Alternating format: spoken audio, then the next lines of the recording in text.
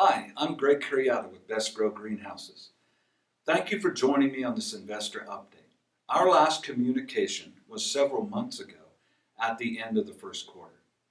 This report will bring you up to date with what we've been working diligently to accomplish regarding this exciting project.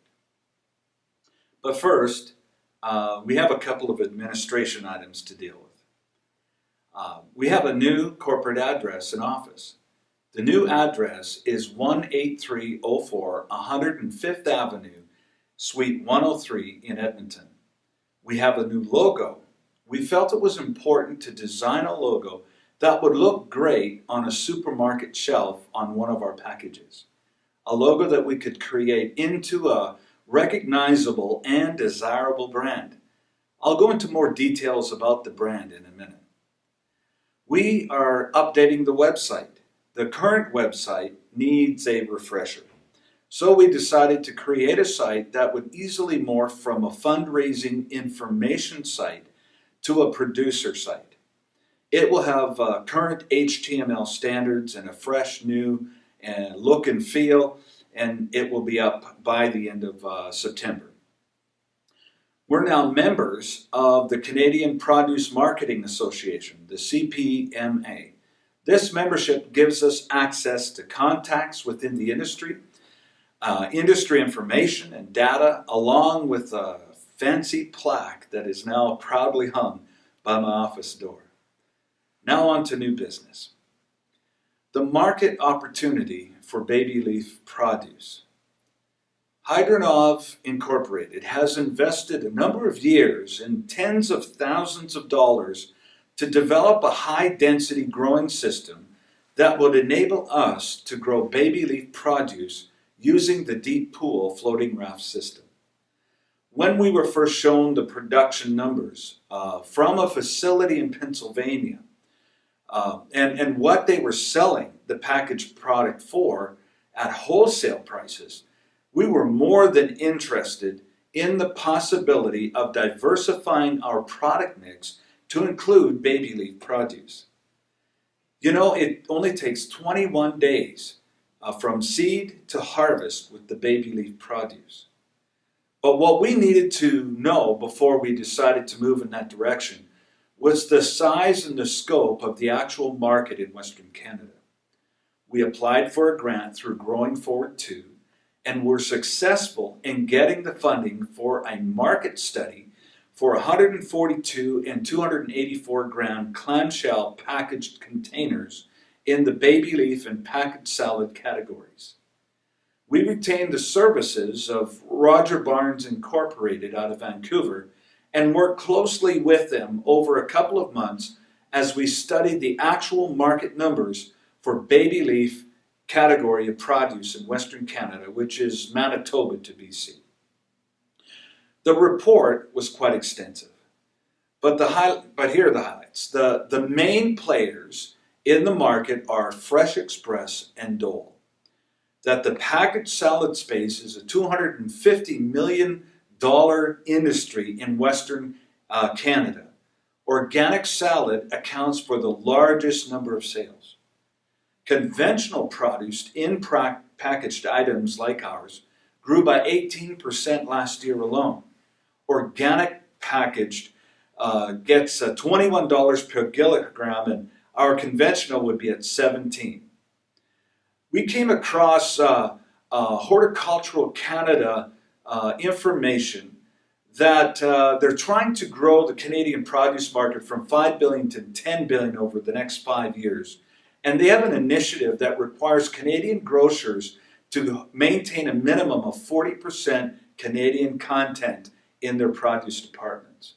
We found out that the high-density growing system would enable us to grow 4.5 kilograms per meter square, which would cost us $6.30, which we could sell for an average of $17 a kilogram. Needless to say, we were pretty excited to find this out.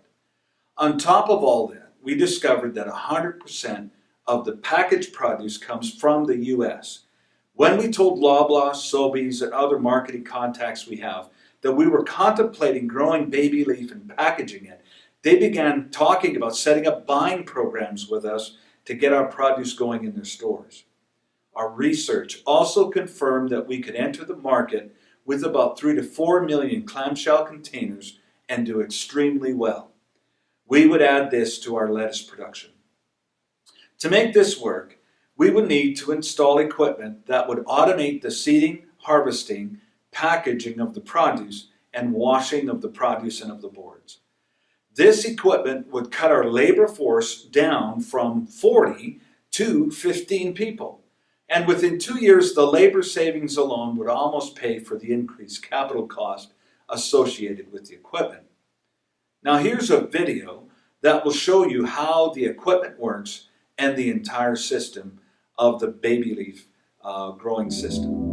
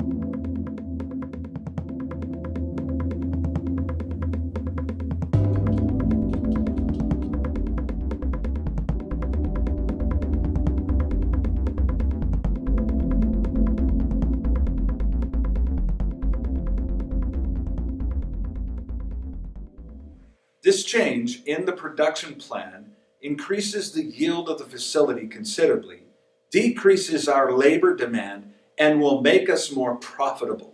However, it does raise the capital cost of the project considerably. The new total cost of the greenhouse, the equipment, an upgraded service building, and operating capital to get us to cash flow will now be $17 million. But you know what? Things are going together in a good way.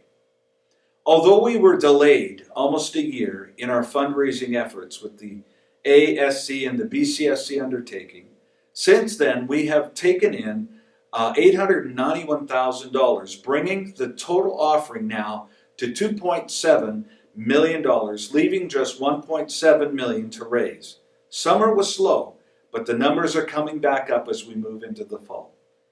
We have submitted our business plan and are through phase 1 of our loan application with AFSC and FCC. Both lenders have agreed to support the project up to 55% loan to value. This equates to $9.35 million. We're going to approach the BDC with the help of AFSC and FCC to see if we can bring the total loan stack up to $11 million, which would be 65% loan to value. This will leave us with a shortfall of $1.5 million that we would need to get to production. Now, the reason that their participation is so low is that we did not want to pledge personal or investor guarantees. The investor guarantees that they would be looking for would mean that if there was a cash shortage in the revenues of the business, then they would go to the investors for money to make up that shortfall. We didn't want that for ourselves or for you, so we opted to make that one of our terms. Their solution was a lower loan to value on their part and a higher equity on ours.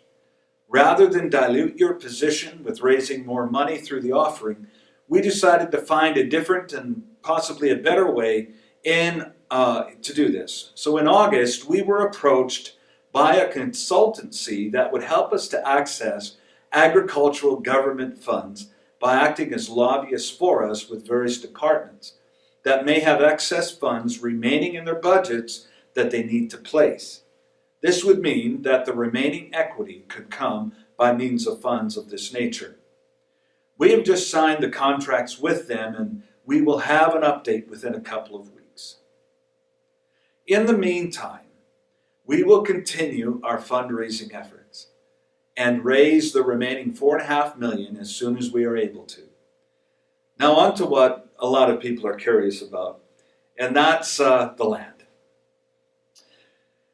In a conversation with one of our investors within the past couple of weeks, I mentioned this, that the land is not the main thing in this deal. The financing is, and the marketing is. The land is important in that we need it to build, and it has to be the right place. But if we don't have the money, what good is the land to us without the money to build the greenhouse?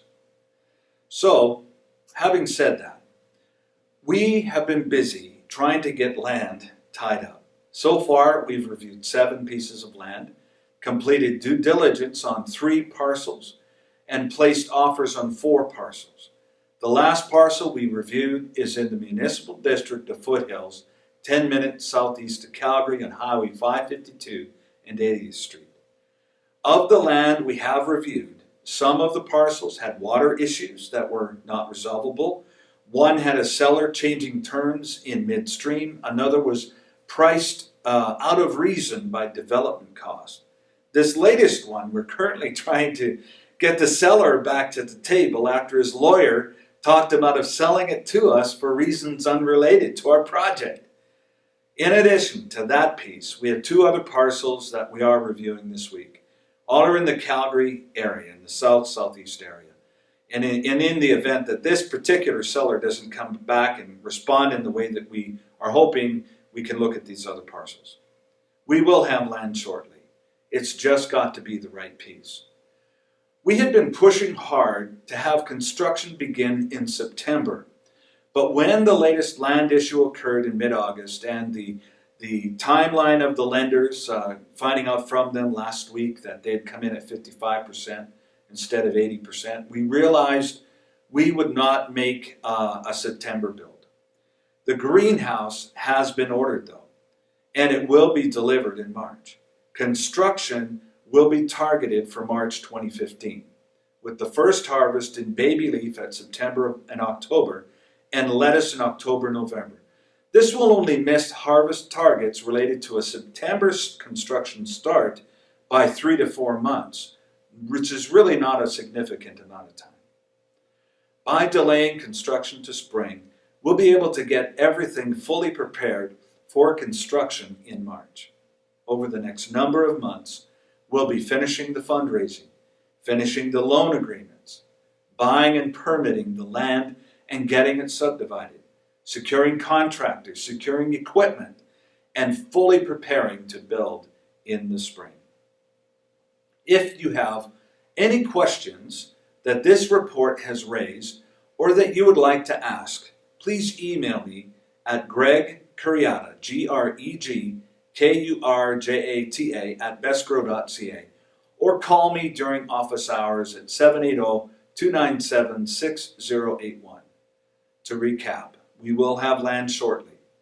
We have lenders willing to support our project at 55% up to 65%, which is 9.3 to 11 million. We can confidently diversify our product mix into baby leaf and add it to our lettuce mix, giving us $17 per kilogram for baby leaf and $14 per dozen in lettuce. We are exploring alternative grant funds available through government agricultural programs to make up the equity shortfall. We'll have a report on that within a couple of weeks. We want to thank you for your continued support, for your patience, as we work through to the completion of Bestgrow greenhouses. I'm Greg Kurjata. Thanks for watching.